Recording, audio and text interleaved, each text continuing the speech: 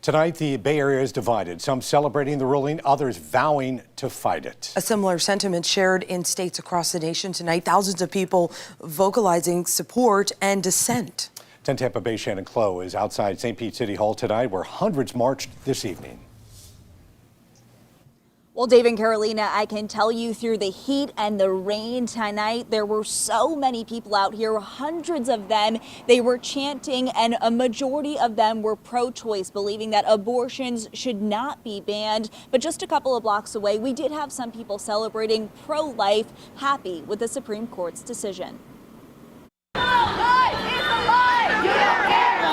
We're out here in response to the Supreme Court decision to overturn Roe v. Wade. Cheyenne Hala organized this rally with nearly 1,000 people standing for abortion rights. For her, this is personal. I almost lost somebody who was pregnant and they needed an abortion, not because they weren't ready, but because they had a tumor and the pregnancy was feeding the tumor. For others like Jessica Ricker, that's a situation that could happen to her. I've known a lot of people whose abortions have saved their life. As a mother, she says it's terrifying to think that the choice could be taken from her. I know that if I have a life-threatening pregnancy and I don't have access to safe abortion, my son could be without a mother. That's why the Supreme Court's decision has her emotional.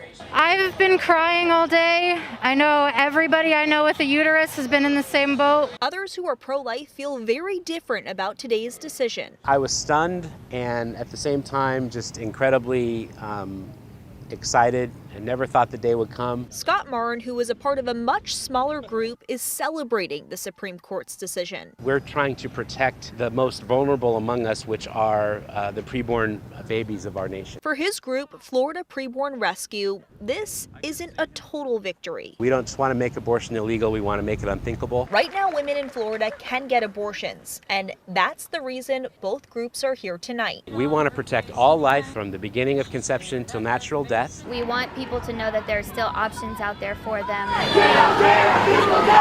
to let them know that they're not alone. And Governor Ron DeSantis' 15-week abortion ban will go into effect in just 1 week. So what that means for women here in Florida is they will not be allowed to get an abortion past 15 weeks unless a doctor says it's necessary for their health.